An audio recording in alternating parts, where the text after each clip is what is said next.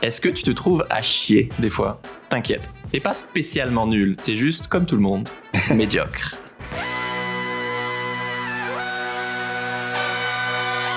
Bienvenue dans Salle de Sens, des histoires d'humains qui changent le monde. Chaque semaine, je reçois un invité écolo, féministe ou solidaire pour t'aider à incarner le changement. Et aujourd'hui, on accueille à nouveau l'humoriste Guillaume Meurice pour parler encore de l'importance d'être médiocre. Salut Guigui. Ça va, Pierrot? Et il m'appelle Pierrot, alors moi Les gens vont en avoir marre de moi. Faut que t'invites d'autres personnes. C'est sûr. Ça peut pas être tout le temps moi, Pierrot. Alors je te présente en 10 secondes, t'es humoriste chroniqueur. La semaine dernière, on a fait un premier épisode sur ton livre « Peut-on aimer les animaux et les manger ?» Il y a des gens qui fantasment de devenir auteur toute leur vie. T'en as d'autres qui écrivent des livres de 40 pages. Et comme Guillaume est médiocre, on a besoin de faire 2 épisodes pour qu'il ait le temps de partager toutes ses idées. Donc aujourd'hui, cette deuxième partie, on va parler d'un autre livre que tu as écrit, Petit éloge de la médiocrité. Je te tacle, mais en vrai, depuis la première interview il y a 2-3 ans, la blague de trop, t'as sorti genre 4 livres, écrit 2 spectacles, lancé une nouvelle émission le dimanche soir sur France Inter, et tes blagues sont tellement drôles que Bolloré a censuré ton livre. Donc ma question est simple, avec tout ce palmarès et cette productivité, êtes-vous sûr d'être réellement médiocre, monsieur Meurice? C'est justement parce que je sais que je suis médiocre que je suis, comme tu dis, assez productif. Parce que y a des gens qui attendent d'avoir le livre parfait ou le podcast parfait, l'idée incroyable que personne n'a eue. Et il y a des gens qui attendent ça toute leur vie et qui du coup ne font rien. Moi, je sais que de toute façon, quelle que soit la production humaine qu'on sort, elle sera forcément pas parfaite. Donc, j'ai pas tellement de mal à écrire, parce que j'aime bien écrire en tout, et à me dire que de toute façon, dans 2 ans, j'aurais certainement écrit d'une autre manière. Et que du coup, dans 2 ans, je referai un autre livre. Trop bien. Dans le livre, tu rappelles plein d'exemples à quel point les politiques, par exemple, sont médiocres. Voilà, Copé qui estime un pain au chocolat ou une chocolatine à 10-15 centimes, t'es là. Ok. Et surtout, c'est normal. Enfin, c'est normal qu'ils soient médiocres, puisqu'on l'est tous. Il n'y a pas de raison que ces gens-là, c'est ça la trahison du système démocratique dans lequel on vit. C'est que ces gens-là s'estiment plus à même de décider pour d'autres personnes. Parce qu'ils seraient potentiellement, je sais pas, supérieurs, parce qu'ils ont fait l'ENA, etc. Mais quelle garantie ça nous offre quant à leur connaissance du quotidien? Aucune, et même au contraire, j'ai l'impression que ça les place en orbite, quoi, qu'ils sont plus avec nous. Donc c'est pas tellement contre les gens, c'est pas contre Jean-François Copé, c'est contre la structure qui permet à Jean-François Copé ou à Emmanuel Macron d'être président de la République. Ça sert à rien de gueuler Macron démission si c'est pour mettre Valérie Pécresse à la place. Ça réglera pas le problème. Le problème, c'est la structure qui fait que une personne décide, en l'occurrence pour 67 millions. Oui, on nous raconte l'histoire que c'est au mérite qu'on arrive tout en haut de l'échelle. Ouais. Donc c'est parce qu'on gobe cette histoire, qui est en partie vraie. Voilà, enfin réussir l'ENA, c'est quand même un truc hardcore, quoi. Mais effectivement, c'est pas les mêmes compétences qu'il faut pour réussir à l'ENA que pour gouverner un pays et être proche des gens et comprendre leurs problèmes et apporter des surtout, solutions. Moi, je préfère quelqu'un qui sait faire pousser des patates parce que ça va être plus utile. En tout cas, j'aime bien parce que tu rappelles dans le livre que, et moi je suis assez d'accord avec cette idée, qu'on a quand même beaucoup moins de pouvoir que ce qu'on se raconte, quoi. On est vachement déterminé par notre éducation, l'environnement, là où t'es né, les influences de, je sais pas, la culture, de l'histoire, etc. Et on fait genre, on a un pouvoir de ouf sur nos vies, mais en vrai, voilà, on fait vraiment ce qu'on peut au milieu d'une énorme tempête, et voilà, on fait comme on peut avec ce qu'on est, quoi. Mais oui, ça pose la question de qu'est-ce que le libre arbitre. Mais le système actuel est basé sur ce mensonge, est basé sur quand on veut, on peut. Donc, si vous êtes pauvre et dans la merde, quelque part, c'est de votre faute, c'est votre responsabilité. Levez-vous le matin, traversez la rue, toutes ces conneries qu'on entend à longueur de journée sont basées sur ce mensonge initial. Et il est assez efficace, ce mensonge, parce que nous, même en tant qu'individus, on aime bien se dire qu'on est à la barre de notre propre bateau et qu'on peut aller où on veut. Et c'est pas complètement faux. Des tempêtes. C'est quelque chose qui est assez efficace et assez gratifiant pour nous. Alors que dès qu'on fait un tout petit peu de sociologie, genre 1 an, ou qu'on ouvre un livre de sociologie, on se rend bien compte que il y a des forces qui nous traversent et dont on n'est absolument pas responsable. Donc la seule solution que je vois, c'est de s'organiser collectivement pour prendre des décisions. Pas trop vite en besogne, il y a des questions après. Là que tu fais des réponses courtes, après on va faire des épisodes de podcast de 15 minutes. Est-ce que pour reprendre au début, tu peux nous raconter l'anecdote de départ de ce livre avec le mail d'un auditeur, Oui. Ce cher Philippe? Oui, je suis parti d'un mail. Bon, je reçois pas mal de mails, forcément, quand tu prends la parole en public sur une chaîne nationale, Sur comme France Inter. Tu reçois du courrier et j'aime bien répondre au courrier des gens qui m'aiment pas, principalement.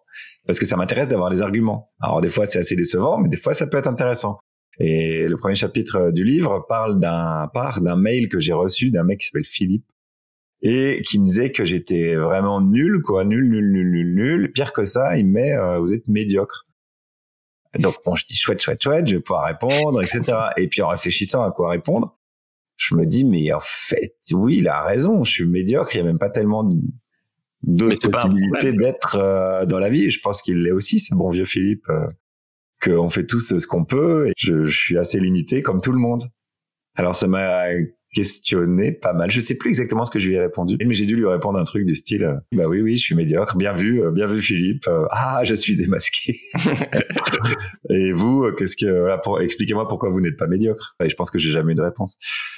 Et puis après, quand il a été question, donc là c'est la maison d'édition Les Pérégrines qui m'ont contacté. C'est une collection qui s'appelle Petit Éloge 2. Je me suis dit que Petit Éloge de la médiocrité, il y avait matière à développer une vingtaine de chapitres autour de la thématique. Ouais. Parce qu'en vrai, moi, je m'attendais pas à un truc aussi engagé. T'en avais gros sur la patate. Et une vraie critique transversale de la société. Et voilà, tout le monde y passe, de Zizou au tennisman français, à Copé, par exemple. Ouais. Avec cette idée, que c'est vrai que être médiocre dans notre société, c'est forcément connoté péjorativement. Par exemple, surtout au travail, où on attend de toi que tu te dépasses. Alors que clairement, tu travailles pour enrichir, si c'est pas ton boss, des actionnaires. Et que le travail, pour 95% des gens, c'est une corvée, quoi. Bah oui. Et c'est incroyable comment le système arrive à nous faire culpabiliser si on se donne pas corps et âme comme un acharné pour gagner 3 cacahuètes. Et encore plus si t'es au chômage, t'es une sous-merde, quoi. Ouais. Parce que il est organisé verticalement. Donc on te fait croire que si tu te bouges le cul, tu vas pouvoir grimper. C'est l'ascenseur social, toutes ces métaphores sont assez efficaces parce qu'on les entend tout le temps en plus. Donc elles te rentrent dans la tête et au bout d'un moment tu te dis bon bah a priori les règles du jeu sont celles-là. On te dit en permanence on peut pas les changer, c'est comme ça. There is no alternative de Thatcher, la fin de l'histoire et tout ce genre de conneries quoi. Alors que c'est une structure et une structure on peut la changer, on peut toujours l'améliorer, encore heureux. Si on était bloqué dans cette structure-là, franchement j'aurais vraiment je ferais même pas de bouquin. Mais le but de cette structure, c'est de se défendre. Et donc, elle va te faire croire qu'il n'y a pas d'alternative qui est possible parce que c'est dans son intérêt de... Et nous, notre objectif est de bien montrer à tout le monde que c'est une structure qui est en plus basée sur des mensonges. Je suis plutôt optimiste parce que je pense que de plus en plus de personnes s'en rendent compte sans forcément peut-être le théoriser ou le verbaliser, on va dire. Mais les gilets jaunes, c'est un peu ça. C'est au bout d'un moment... Parce que Macron, il a quand même ajouté le mépris à la violence sociale. C'est-à-dire qu'en plus, il écrasait les gens sous son talon en les insultant. Alors qu'avant, la droite faisait pas ça. Chirac, tu vois, il était sympa. Il écrasait les gens, mais il faisait, allez, viens boire une bière. Bon, bah, tout le monde disait, bon, il est quand même sympa, Chirac. Tu vois, il y a le côté Édouard Philippe. Là, j'ai fait une chronique au Havre sur Édouard Philippe. Édouard Philippe, personnalité politique préférée des Français. Absolument personne ne sait pourquoi. C'est la même soupe néolibérale, c'est la même chose. Les forts qui gagnent parce qu'ils ont raison et les faibles parce qu'ils se bougent pas le cul. C'est exactement le même truc, mais sympa. Puis t'as de l'empathie. Il est vraiment sympa. Je sais plus, il a perdu ses cheveux, ils ont changé de couleur, je sais plus. Enfin. Ouais, il a une maladie. Ouais. C'est assez fascinant à quel point Macron, il a même pas l'intelligence humaine, quoi, empathique. Juste toi sympa, je pense que tu vas pouvoir continuer ta destruction des services publics, etc., si t'es plus sympa. Mais bon, je veux pas donner de conseils à Macron non plus, pas exagérer. T'abordes aussi un sujet hyper intéressant qui est le bénévolat notamment, sur lequel il y a quand même énormément de soit de trucs cool, soit carrément de services de premier secours, de soupes populaires, de je sais pas quoi, enfin j'en sais rien, de pompiers bénévoles, etc. Qui sont ultra utiles au pays, qui sont pas du tout comptabilisés dans le PIB. Ils sont indispensables, hein, sinon il n'y a pas de pays. Le pays il tient sur des gens qui travaillent sans être payés. Et tu prends l'exemple de quelqu'un qui est au chômage, on va se dire c'est une sous-merde, alors qu'en fait t'en sais rien s'il passe son temps à s'occuper de sa tante dépressive ou il aide son voisin à retaper son logement ou quoi. Exactement. Donc je suis pour une grève des bénévoles. Qu'on voit ce que ça donne. Si pendant un mois, tous les gens qui bossent comme ça dans les assos, etc., sans être payés, s'arrête, voir combien de temps met le pays à craquer. Je pense 15 jours. Ouais. Ça, c'est un vrai truc dans l'ESS en général, de l'État qui délègue des fonctions qui avant étaient à lui, d'éducation, de santé, de social, etc., aux associations en leur donnant 3 cacahuètes. Ouais. Mais en fait, à la base, c'était pas ta mission à toi. Moi, j'ai vu Manuel Valls inaugurer une campagne des Restos du Cœur. 2015-2016, je pense. Ouais. Manuel Valls, qui était Premier ministre, et il venait inaugurer une campagne des Restos du Cœur. J'avais dit un truc genre, c'est comme si un moustique venait inaugurer un centre anti-palu. c'est vraiment exactement ça, quoi. Et je lui ai demandé pourquoi on trouve des milliards pour sauver les banques et pas pour sauver les pauvres. Il avait dit très bonne question, il s'était cassé. Il a jamais répondu à cette question. Pourtant, il y a énormément d'avantages à être médiocre, contrairement à ce qu'on pourrait croire. Le premier, c'est l'humilité, dont on a clairement besoin. Si on n'avait pas, par exemple, un ego démesuré à faire la course à qui a le plus gros zizi en allant sur Mars, par exemple, peut-être qu'on prendrait l'urgence climatique au sérieux et qu'on arrêterait de croire qu'on est au-dessus des lois de la thermodynamique. Et tu rappelles à juste titre que l'humain a été une proie pendant des millénaires. Et en fait, c'est comme si on était le gamin harcelé dans la cour de récré qui devient harceleur. Et aujourd'hui, on pille la planète et on défonce toutes les espèces. Mais c'est incroyable comme on a pris la grosse tête, quoi. Ça changerait quoi si on était plus humble ? Je pense que ça changerait tout, mais c'est même pas plus humble, mais c'est plus lucide, je dirais, par rapport à ce qu'on est.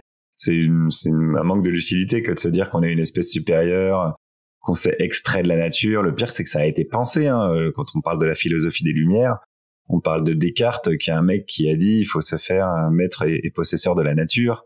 On parle de gens qui ont opposé toujours la civilisation et cette fameuse nature qui serait sauvage, violente, et la civilisation apaiserait tout. On se rend un peu compte que quelques années après, la théorie a quand même assez mal vieilli. Il y a un peu d'interdépendance quand même. Ça a fait des dégâts, ça a fait vraiment des dégâts dans l'inconscient, j'allais dire humain, quoi. C'est-à-dire dans ce qui nous caractérise, dans ce qui nous forge. On apprend ça dès l'école, que voilà, la civilisation humaine, etc., l'histoire, mais on nous replace que malheureusement très rarement dans un contexte biologique. En quoi on est une espèce parmi les autres espèces et en quoi on a surtout besoin, égoïstement. Vraiment, si on veut rester sur une base égoïste, c'est même pas être le gentil défenseur des animaux ou de la planète ou quoi que ce soit. C'est juste qu'on en a besoin pour survivre. Donc là, on commence à s'en rendre compte. C'est assez intéressant parce que il y a pas mal à l'époque de lanceurs d'alerte. Il y a une vidéo de Haroun Tazieff, donc qui était un vulcanologue, dans un débat avec Cousteau. Alors, je sais plus de quand elle date, cette vidéo, où Haroun Tazieff dit faudra quand même faire gaffe parce que le CO2 relâché dans l'atmosphère, ça risque d'être un des gros problèmes des prochaines décennies. Et Cousteau se fout de sa gueule allègrement, en disant n'importe quoi. Ne meurs pas. Ouf. Désolé, c'est le CO2 là. Ouais, trop de CO2. On est bien d'accord que c'est pas couper l'eau quand on se brosse les dents ou pisser sous la douche qui fera changer quoi que ce soit. Même si c'est toujours bien de le faire, mais c'est le fait d'avoir un seul critère de réussite et de performance qui est l'argent est un énorme problème. Et moi, j'imagine toujours, je le dis dans le bouquin, qu'on est une télé-réalité pour des extraterrestres qui nous regardent et qui doivent se dire qui est-ce qui sont débiles, c'est pas possible, quoi. Tu vas mourir, Pierrot. T'as dit quoi? Tu vas mourir, Pierrot. C'est possible. Mais du coup, si je meurs, cette interview ne sortira jamais. Ça sera la dernière interview. Ce sera très émouvant. On la diffusera sur l'enterrement. Un autre avantage de la médiocrité, c'est que ça t'incite à penser collectif, parce que l'individualisme est une des raisons pour lesquelles le monde part en couille. Et que si tu veux éviter que le peuple se rebelle, décidément, ma voix est vraiment ok. Le mieux, c'est d'organiser une société où on est tous en compétition tout le temps, qui a plus de likes, qui a la plus belle voiture, qui a le plus gros salaire. Et t'écris, pendant que chacun essaie de s'en sortir en étant le moins médiocre possible, eux, ils s'enrichissent. Toi, tu défends qu'une des solutions pour imaginer un autre monde, c'est moins de héros et plus de collectifs. Tu peux nous en dire plus ? Oui, c'est intéressant. J'ai lu un livre de Nicolas Framont que je conseille à tout le monde qui s'appelle Parasite. Ah bah oui. Dans lequel il est super ce mec-là. Et le livre est vraiment super aussi. Donc moi, j'ai essayé de faire un anti-livre de développement personnel et lui, il parle carrément de livre de développement collectif. Ça m'a beaucoup plu cette idée. Et c'est juste qu'on n'a pas le choix. On n'a pas le choix si on veut être tout à fait lucide sur nous-mêmes. et se considérer tel qu'on est, c'est-à-dire très limité dans notre perception du réel et dans notre capacité à prendre des décisions. On a besoin des autres, c'est-à-dire qu'on a besoin de confronter notre point de vue à celui des autres. Donc la seule manière qu'une société puisse avancer correctement et prendre des bonnes décisions, c'est de s'organiser collectivement. D'où l'idée de la Convention citoyenne, que je trouve une excellente idée. Et que voilà, je trouvais vraiment Macron était formidable d'avoir eu cette idée qui n'est pas de lui, mais bref. Sauf que après il faut en faire quelque chose. Faut pas juste rassembler des gens tirés au hasard et leur demander leur avis. Faut appliquer leur avis. Sinon, ça ne sert à rien. Donc là, ce qui s'est passé, ça a servi à rien. Bah, c'était le but depuis le début, quoi. Ouais, c'était le but depuis le début. Mais moi, ma théorie, c'est que Macron, il s'est fait un peu niquer par sa perception des gens. Je pense qu'il croyait vraiment qu'il allait rien en sortir. Et qu'il allait pouvoir, lui, s'en sortir en disant, bah, si, regardez, j'ai demandé aux gens, bah, ils veulent garder leur bagnole diesel, ils veulent continuer à bouffer de la viande matin, midi et soir, donc, voilà, j'ai été démocrate, etc. Et je pense qu'il s'est fait niquer par son propre système. Et il a prouvé par là même que c'était un excellent système de tirer au sort des gens, au hasard évidemment, et puis de les confronter aussi à des scientifiques, à des experts, et des experts du sujet. Voilà, tu laisses pas des gens juste dans une pièce à discuter, ça suffit pas. Et du coup, ils ont produit des mesures vraiment pertinentes, quoi. Bah ouais, qui étaient des mesures nécessaires. Alors qu'individuellement, ils sont médiocres, effectivement. Voilà. Et surtout, c'est très démocratique, parce que tu peux vraiment dire c'est issu d'une discussion qu'il y a eu entre des gens tirés au sort. Ouais. Donc là, on peut parler vraiment de développement collectif. Mais, enfin, c'est pas évidemment pas moi qui ai inventé le concept ni rien, mais ça se fait déjà dans les assos. Il y a plein de gens qui disent la verticalité du pouvoir, c'est une exception parmi les organisations humaines. Parce que les gens, au jour le jour, quand t'es dans une bande de potes et que tu dois choisir un film, c'est rare que t'aies une personne qui décide on va aller voir ça et qui l'impose aux autres, quoi. Enfin, la vie, ça se passe toujours comme ça. Sauf qu'on a décidé qu'on va artificialiser un truc en disant non, la structure démocratique, donc potentiellement la plus importante de notre société, quoi. Les prises de décision qui vont avoir un impact sur les gens, non, ça va être un gugus. Là, en plus, j'allais dire 3-4 gugus dans une pièce, mais là aujourd'hui, c'est plus qu'un seul gugus, selon ses désirs et puis selon les influences qu'il reçoit aussi, quoi. Quand t'es plus nombreux à l'échelle d'une société, c'est sûr que c'est plus simple pour prendre des décisions par rapport à ta discussion de groupe WhatsApp pour décider du film qui est interminable et qui est relou. Mais en termes de démocratie et de dérive potentielle. Ben non, c'est plus simple pour la personne qui prend la décision, mais pour les autres, c'est l'inverse. C'est pas plus simple du tout, quoi. C'est plus simple pour une personne. Parce qu'elle va aller voir le film qu'elle aime bien. Donc ça paraît simple. Et encore, mais tu sais, si on veut vraiment pousser la réflexion, encore, je suis même pas sûr que ça soit bénéfique pour la personne qui est au pouvoir, parce que on peut pas tellement dire qu'ils sont sains de corps et d'esprit, ces gens-là. Je suis même pas sûr que Macron, il soit très heureux et très épanoui. C'est ça. C'est vrai, je pense pas qu'il soit un mec à ce point machiavélique et qui se lève le matin en disant j'ai encore enlevé 5 € aux pauvres sur le RSA, bien fait pour leur gueule. Je pense même pas que c'est ça, quoi. Donc je pense que c'est vraiment du gagnant. Tout le monde aura à y gagner. Alors, ça va être dur de les convaincre qu'ils ont quelque chose à gagner. Non, mais on va les forcer. Oui. Et puis historiquement, en fait, c'est toujours des collectifs qui ont renversé les choses. Même si on retient qu'un nom, tu te rappelles que de Armstrong qui a mis le pied sur la Lune, mais bien sûr, pas tout seul, quoi. Enfin... C'est même pas révolutionnaire, c'est ça qui est fou. Mais c'est pas l'histoire qu'on se raconte. Voilà. On aime les héros individuels et tu t'en parles. Ça, du coup, ça ouvre aussi la porte. Ce qu'on aime, c'est qu'on nous en refile toute la journée. On aime bien ça. Un film avec une histoire collective, ça pourrait très bien être aussi spectaculaire. C'est quoi, il y a un truc, ça me fait penser à un truc. J'ai lu Le Puy du Faux. C'est une enquête sur le Puy du Fou. Okay. Je crois que c'est 3 ou 4 historiens, dont Mathilde Larère, etc. Et ils ont été au Puy du Fou passer 3-4 jours et ils ont pris des notes, etc. Ils mettent dans leur bouquin tout ce qui va pas, toutes les incohérences historiques, etc., les malversations, tout ça. Et à la fin du livre, ça se termine, je veux pas spoiler, mais ils disent, mais pourquoi il y aurait pas un parc d'attractions sur les luttes sociales avec du spectacle? Et en vrai, c'est pas une mauvaise idée, hein. Ah ouais, c'est clair. Parce qu'il y a une histoire des luttes à raconter, il y a une histoire collective à raconter qui est spectaculaire. En fait, ce qu'on aime, c'est le spectaculaire. Eh ben, l'histoire elle est pas écrite à l'avance, hein. Mais il y a des récits à écrire, voilà, sur les luttes collectives, quoi. Ouais, moi, à chaque fois que je découvre le truc sur, je sais pas, j'ai fait un épisode sur Françoise de Beaune, entre guillemets, la première écoféministe. Elle a une vie complètement, sur les mouvements, handicapés aux États-Unis, où ils sont accrochés, ils s'attachaient à des bus et tout, ils se notaient en fauteuil. Ouais, c'est Si vrai. vous voulez Enfin, du spectacle, il y a du spectacle. historiquement, il s'est passé des trucs incroyables. C'est juste qu'on raconte pas ces histoires, quoi. Et d'où l'intérêt de les rappeler. Exactement. Mieux que ça, la médiocrité, tu dis, c'est une forme de résistance. C'est un pied de nez à l'obsession de la performance. Si la société veut que tu te tues au travail, elle peut dire non merci. Pour acheter des trucs chers qui soi-disant te rendront heureux alors que c'est faux, non merci. Que tu payes des coachings pour devenir la meilleure version de toi-même, toujours pas, non merci. Je suis assez. Alors qu'en fait, bronzer au soleil, écouter les oiseaux, la flemme, voire l'ennui, ce serait même un terrain fertile qui fait peur aux capitalistes. Pourquoi ? Parce que le capitalisme, il a besoin, c'est une énorme machine qui dévore tout ce qui passe sur sa route. Donc, c'est une machine qui a toujours besoin de productivité, d'action, de rendement, de résultats, ce genre de choses.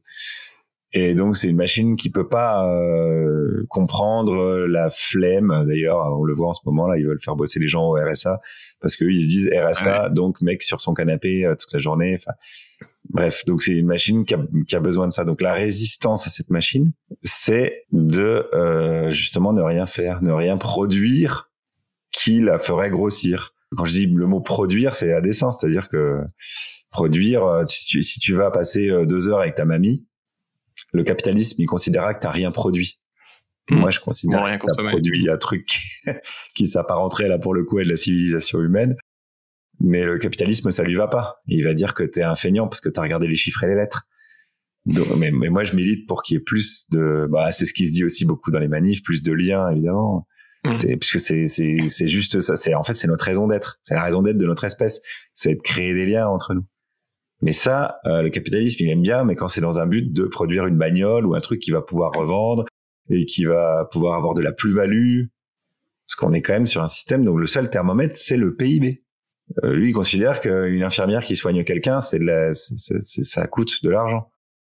Alors que non, et ça crée un capital santé, si on veut parler avec son langage. Donc il y a tout est, c'est pas que tout est fait à l'envers, c'est que tout est fait dans une seule optique. Et quand ton thermomètre, c'est juste un chiffre, c'est juste de l'argent, forcément, tu vas réfléchir à cette aune-là sur tous les domaines. Or, il y a énormément de domaines sur lesquels ça ne marche pas. Le logement, la justice, la police. Et puis si t'arrêtes de bosser 10 heures par jour et de regarder Hanouna rentrant le soir, t'as plus le temps et l'énergie d'imaginer un autre monde, quoi. Évidemment. Et aussi de toute façon, c'est avoir des espaces pour se rebeller et pour se reposer et pour se rencontrer aussi, imaginer autre chose. C'est du collectif. Exactement. Et tu dis la seule manière de nous sauver en tant qu'espèce, c'est de ralentir et de mieux partager. Oui, c'est souvent la phrase qu'on entend chez les écolos que j'aime pas, qui disent en permanence il faut faire des efforts. Mais je pense que c'est vraiment l'inverse, il faut arrêter de faire des efforts. Ce qui va nous sauver, c'est d'arrêter de faire des efforts. Et je trouve ça assez démobilisateur de dire pour lutter contre le réchauffement climatique, il faudra faire des efforts. Non, c'est justement l'inverse. Si on arrêtait de produire des trucs qui servent à rien, déjà, tu vois, ça ferait moins de souffrance, ça ferait moins de... Mais bon, c'est un discours qui aujourd'hui est quasiment inaudible. Et je pense que voilà. Bon, j'ai l'habitude, comme je te dis, j'avais des parents. Non, je t'ai dit dans l'autre podcast. J'ai des parents écolos qui avaient un discours inaudible il y a 30-40 ans et qui aujourd'hui sont mainstream, tu vois. Aujourd'hui, ils disent on est écolo. Ah d'accord, comme tout le monde, super. Donc aujourd'hui, c'est un discours inaudible. De toute façon, on n'aura pas le choix. Ce discours, il sera. Et c'est pas le mien. Hein, c'est beaucoup de gens qui portent ce discours. On l'a bien vu avec le Covid. C'est l'année du Covid, c'est les taux d'émission de CO2 qu'il faudrait qu'on ait chaque année pour garder une planète habitable. Bon, clairement, c'est parce qu'on n'a pas fait grand-chose cette année-là, en tout cas moins que d'habitude, quoi. En fait, la réalité, tu peux rien faire contre la réalité, si tu veux. La réalité a toujours raison, par définition. C'est une tautologie. Donc, le capitalisme, par exemple, en temps de Covid, ne fonctionne pas. Quand la réalité, elle devient trop présente, quoi, quand la fiction ne suffit plus, on se rend bien compte que leur système, il marche pas. Voilà. Donc, est-ce qu'il faut en arriver à des Covid, à des pays entiers paralysés parce qu'il fait 60 degrés dehors pour qu'on se rende compte que leur système ne marche pas, ou est-ce qu'on va enfin écouter les gens comme nous et anticiper un minimum, même si c'est déjà mal engagé. Le problème, c'est l'inertie du climat, quoi, et que la réalité, elle est en train de foncer droit sur nous, mais elle n'est pas encore complètement... Ouais, il faudra qu'ils fassent 60 dans la rue, et surtout 60 dans le bureau de leur ministère, peut-être pour qu'ils se disent... Mais bon. En vrai, c'est un truc qui m'a vraiment marqué cet été, voilà, je suis au dernier étage... avec un appart assez lumineux, j'étais vraiment en caleçon pendant 3 mois, quoi. Avec un jeune bébé et tout. J'ai croisé un copain qui était moi j'étais en Bretagne tout l'été et il a pas fait plus de 25. Et ça, si t'es pas marqué dans ta chair par le réchauffement climatique, et bien sûr que le gouvernement ou je sais pas, le PDG de Total, il y a de la clim partout où ils vont, bah tu percutes pas, quoi. Tu percutes pas. Ouais, je pense qu'ils percutent quand même, mais qu'ils préfèrent l'argent. Oui. Parce qu'ils ont les chiffres, a priori, ils vivent pas dans une grotte non plus, donc. Oui, mais être marqué par les chiffres et être marqué par y a plus de PQ en bas de chez toi ou il y a plus y a plus à bouffer dans ton supermarché, quoi. Ouais. Alors comment est-ce qu'on accueille notre médiocrité? Parce que comme tu n'aimes pas le développement personnel, je te demandais de me coacher. Moi, je suis en permanence tiraillé. Clairement, je suis parti, comme toi, tu le dis, des privilégiés qui aiment leur taf. Mais je suis en permanence tiraillé entre 2 envies profondes. L'une bien capitaliste de bosser 2 fois plus sur le podcast pour que ça décolle et ralentir, profiter d'une vie simple. Honnêtement, je suis méga fier de le mec se jette des fleurs, mais de mes interviews quand je les réécoute 1 an après pour les rediffuser. Les retours des abonnés sont incroyables, mais ça reste un petit podcast. Et tu vois, je suis addict aux stats, aux likes dont on parlait tout à l'heure. Ah oui, ça. Et la fluctuation des écoutes a un gros impact sur ma joie au quotidien. Ah ouais. Pas tellement ça pour faut te désintoxiquer. Ouais, c'est ça. Mais en même temps, je le vois comme une reconnaissance de mon travail, même si j'ai déjà gagné, parce que je vis de ma passion. C'est ça que j'allais dire, ouais. Mais il y a aussi ce truc de j'ai envie que ça marche et j'ai l'impression que si je sors de la course aux écoutes, il y a plus de jeu, en fait. Je m'amuse moins et il y a cet ennui, du coup. Ça t'ennuie de discuter avec des gens? Tu fais juste ça pour avoir des likes? Non, il y a les deux. Dans ce cas-là, mon conseil, c'est qu'il faut que t'arrêtes. Immédiatement. Non, parce que si je faisais que pour les likes et les écoutes, j'aurais arrêté depuis bien longtemps. Je fais ça depuis 8 ans. Mais est-ce que tu aurais des conseils, du coup, pour les gens qui nous écoutent, justement, pour mieux accueillir notre médiocrité et accepter de sortir de toutes ces courses au toujours plus, quoi? Faut juste prendre du plaisir à faire ce que tu fais au moment où tu le fais. Donc là, il faudrait que je prenne du plaisir en discutant avec toi, c'est ça? Exactement, c'est un gros défi. Bon, là, c'est un mauvais exemple, mais en choisissant mieux des invités. Non, mais oui, il y a pas de... C'est assez abstrait, c'est marrant, parce que c'est assez abstrait, les likes, quoi. C'est quoi, tu te fixes un objectif? Combien il t'en faudrait pour que tu sois heureux? C'est aussi clairement avoir plus d'impact, quoi. Moi, c'est pas une question de nombre, je vais avoir l'impression de grandir et de construire un truc, quoi. Ça peut être utile, je dis pas que c'est complètement inutile si tu bases ta réussite, tes critères de réussite sur le nombre de likes, je pense que tu as de grandes chances d'être toujours déçu. Ouais. Alors que si tu bases ta réussite sur le fait de passer du temps à discuter avec des gens et avoir l'impression d'être à ta place, quoi, c'est sur ça qui compte. Ouais. Enfin, mon cerveau rationnel est là, oui, bien sûr, mais après, je choisis pas ce qui me fait me sentir mal ou bien. Allongez-vous. Moi, je vais pas forcément faire un gros zoom sur moi. C'est la structure dont on parlait. C'est parce qu'on vit dans une structure où le critère de réussite, c'est le nombre de likes, le nombre d'abonnés, alors que ça, on en a rien à foutre. C'est pas un critère de qualité, en tout cas. Ça, c'est sûr. Il y a 2 millions de personnes qui regardent Hanouna, donc je sais pas... Moi, c'est pareil quand on dit, tu vois, les records, aussi, il y a ça à la radio, quoi, les records d'audience, on est la première radio. Enfin, je sais pas, c'est un peu cynique de ma part, mais j'ai jamais trouvé que c'était un gage de qualité de ce qu'on fait, parce que Hanouna, il fait 2 millions. Ouais. Et donc ça peut pas être un gage de qualité. On va sortir de mon introspection. Et est-ce que tu as des conseils pour les gens qui nous écoutent pour mieux accueillir notre médiocrité? Oui, faites du collectif. Faites des trucs qui vous plaisent et surtout faites des trucs en collectif. Ça va créer de la politique. Ce qu'il faut, c'est de la politique. Pas au sens politique politicienne, mais au sens organisation sociale, sociétale. Le seul moyen de résister face à ce qu'on subit, c'est de se regrouper. C'est vieux, un peu comme le monde. Mais c'est la coopération. Et là, on veut nous faire croire que la vertu cardinale, c'est la compétition. Or, c'est faux. Albert Jacquard, il disait, un gagnant, c'est un fabricant de perdants. Bam. Pas mal, Albert. Moi, j'aime trop me le rappeler, même s'il y en a qui trouvent ça glauque, mais on va tous mourir, en fait. Et oui, et a priori, on va décéder. On sait pas ce qu'il y a après. Possiblement, c'est une boucle temporelle. Je sais pas. Je vais devoir refaire cette interview 58 fois. On l'a déjà faite, possiblement, cette interview. Non, mais c'est vrai qu'on se convainc que notre vie a plus d'importance qu'elle n'en a réellement. Enfin, à nos yeux, elle en a énormément, mais à l'échelle de je sais pas, de la société, même juste de la France. Enfin, en septembre, qui s'est rappelé que c'était le premier anniversaire de la mort de la reine d'Angleterre, quoi. Enfin, merde, on l'a oublié, c'est vrai. Alors que c'était une des figures les plus connues du siècle, que ça a fait un bruit énormissime, et en fait, non, tout le monde est déjà passé à autre chose, et c'est pas grave, mais du coup, ça devrait être libérateur, en fait. Parce que, quoi que tu fasses dans ta vie, dans 100 ans, allez, 300 ans, si t'as fait un truc, j'en sais rien, particulier, personne s'en rappellera, quoi. Donc, je suis d'accord avec vous, Pierrot. L'idée, c'est de s'enlever la pression. Et cette structure nous met énormément la pression, parce qu'elle nous écrase. Elle écrase les gens. La verticalité, ça écrase forcément par structure les gens qui sont en dessous. Ça, c'est de la physique. Ouais, mais le tour de passe-passe, c'est d'arriver à nous faire gober que pour se libérer de la pression, il faut grimper les échelons. Or, pour se libérer de la pression, il faut horizontaliser la société. Paf. Dossier suivant. Et que si t'es écrasé, tu le mérites limite, quoi. Exactement. Genre t'es une merde, t'avais qu'à traverser la rue pour trouver du boulot. Il y a 2 systèmes argumentatifs pour justifier cette structure-là. Ouais. Donc le macronisme, on va dire, pour il faut bien lui trouver un nom. En gros, c'est si t'es pauvre, si tu subis, c'est de ta faute.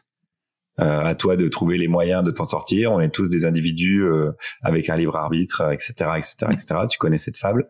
Mais du coup, tu invisibilises toutes les discriminations de classe, de race, de genre. Ouais, ou alors le système argumentatif identitaire qui est si tu es pauvre et si tu es écrasé, c'est la faute des Arabes et des Noirs et des étrangers qui viennent te voler ton travail, tes ressources, etc. Donc c'est exactement, c'est les deux mêmes. Ça soutient le même système. C'est les deux piliers qui soutiennent ce système-là. Or, la réalité, c'est que si t'es dans la merde, c'est à cause de gens comme Bernard Arnault, par exemple, qui s'accaparent tout le pognon. Pourquoi? Et j'en terminerai là, monsieur Pierrot, dans mon analyse. L'argent est une des meilleures inventions de l'humanité. Parce que ça permet de faciliter des échanges. Si tu fais des patates et que t'as une fracture ouverte du tibia, tu vas pas payer le chirurgien en patates, parce que possiblement, il est allergique aux patates. Donc, on a imaginé, l'être humain dans son génie, a imaginé une médiation qu'on appelle l'argent. Extraordinaire. Ça facilite tous les échanges. L'argent, c'est un flux. Donc, un flux. Sauf qu'il y a des gens qui font des barrages comme ça. Genre Bernard Arnault, qu'est-ce qu'il fait? Il construit un petit barrage. Donc, le flux, il s'accumule. Ça s'appelle le compte bancaire de Bernard Arnault. Donc, s'il s'accumule, si quelqu'un il retient comme ça avec ses petits bras, du coup, le flux, il est moins important. Voilà, la pauvreté. Donc, faut dire à Bernard, allez, tu arrêtes maintenant, t'as un problème psychiatrique, certainement, qui fait que tu veux accumuler des milliards alors que tu ne sais pas les utiliser. Mais nous, on en a besoin pour construire des hôpitaux, des écoles, payer les profs, etc., etc. Voilà. Et en plus, Bernard, tu seras plus heureux si tu fais vraiment ça. Parce que là, personne croit que t'es heureux dans ton jet à faire ou à regarder le classement Forbes comme toi tu regardes les likes en disant mince, j'ai perdu un jeun parce que j'ai perdu 18 milliards avec Bernard Arnault. Voilà, c'est exactement la même logique. T'as la même logique que Bernard Arnault. Donc faut sortir de là.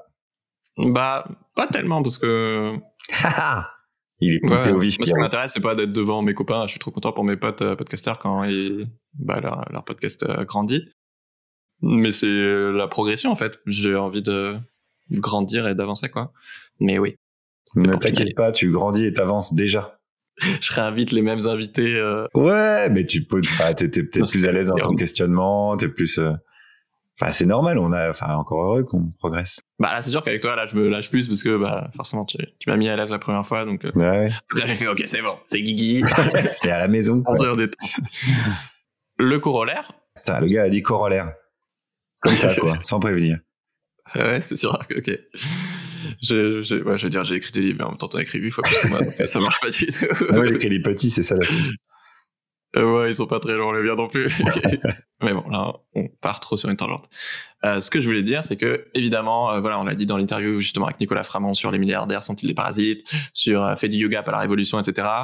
Il y a un problème à toujours vouloir individualiser, ou même sur l'épisode sur la viande avec toi, juste avant, à individualiser tous les comportements et à oublier que c'est quand même un système qui nous conditionne quand même énormément. Évidemment que le but, c'est pas de dire je suis une victime et on n'a aucune marge de manœuvre. Évidemment qu'on peut se bouger, mais du coup, la solution, c'est le collectif. Donc voilà, ça c'était juste la nuance que je dis à chaque fois, parce que évidemment que tu peux agir sur ta vie et que tu as un pouvoir. Maintenant, pour accepter qu'on est médiocre, faut aussi arrêter le corollaire, donc, de croire que les autres sont exceptionnels. Ah oui.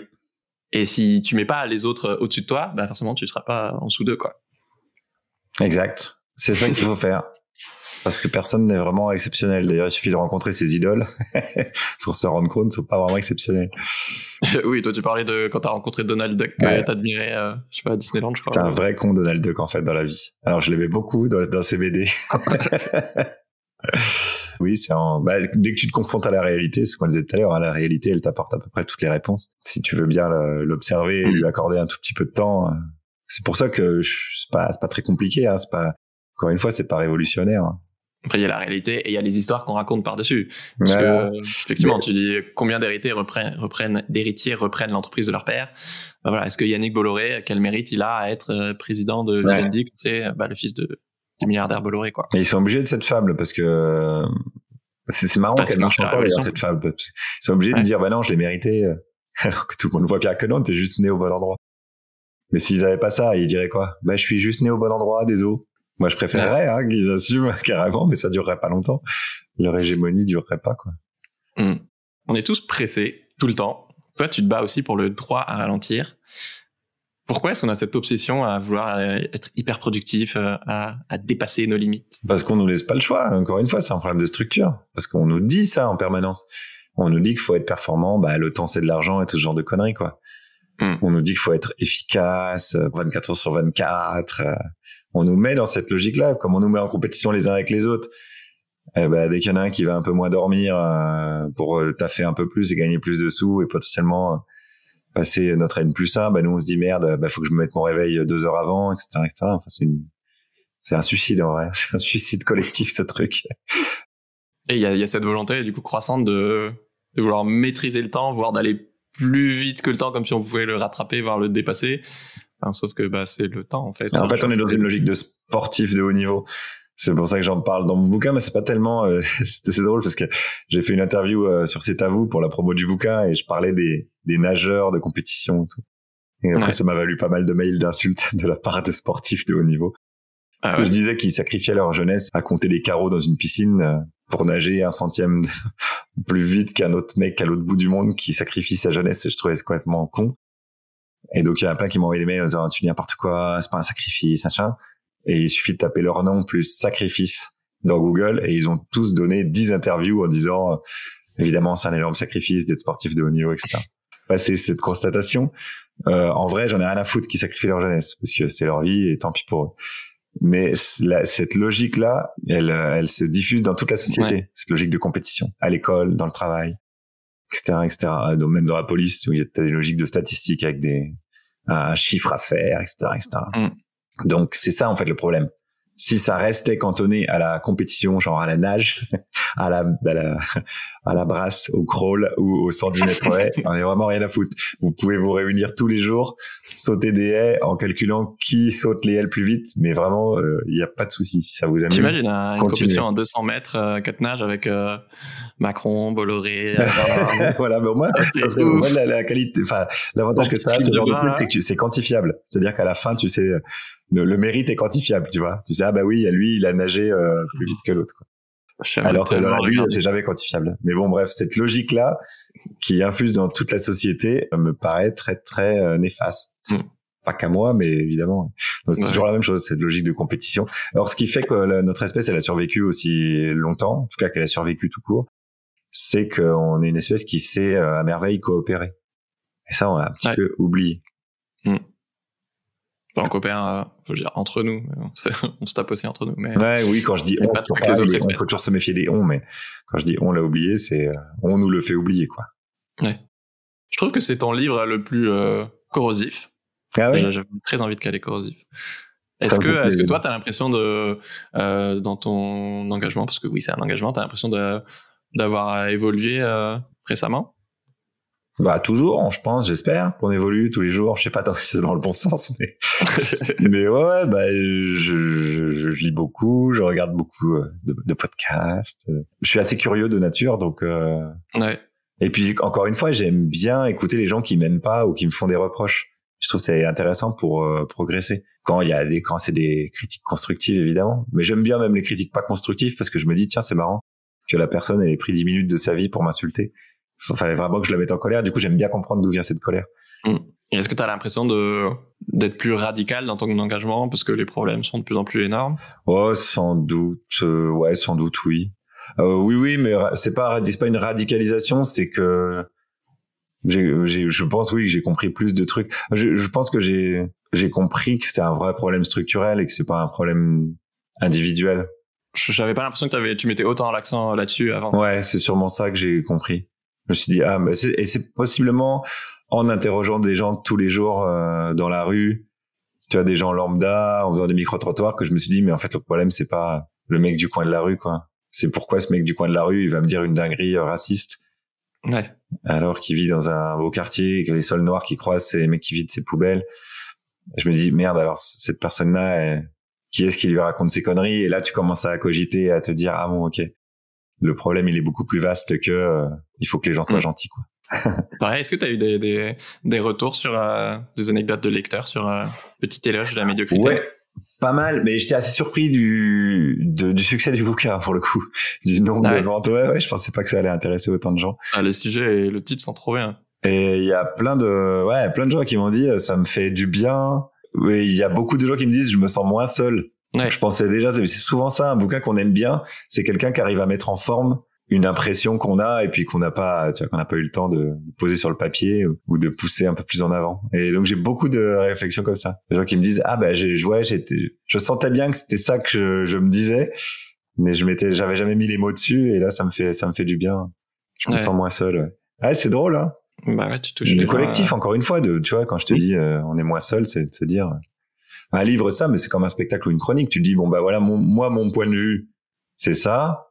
Qu'est-ce que vous en pensez, quoi? Ouais, puis c'est aussi mettre des mots sur des choses que tu penses, mais que tu savais même pas que tu pensais. Ouais, exactement, ouais.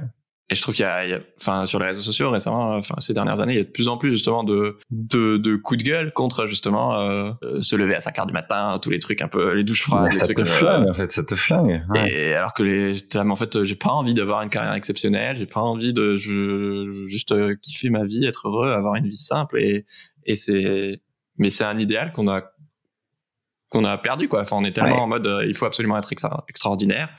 Et moi, je pense que ça m'infuse clairement.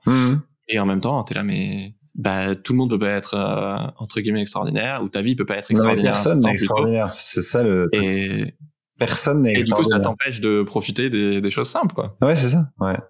Merci pour cette contribution. Je suis complètement d'accord avec vous. Je suis un peu fourbe parce qu'effectivement, souvent je dis des choses et il n'y a pas vraiment de questions à la fin. Donc, oui, là t'es conscient qu'il n'y en avait pas du tout. La question souvent, c'est quand il y a un point d'interrogation.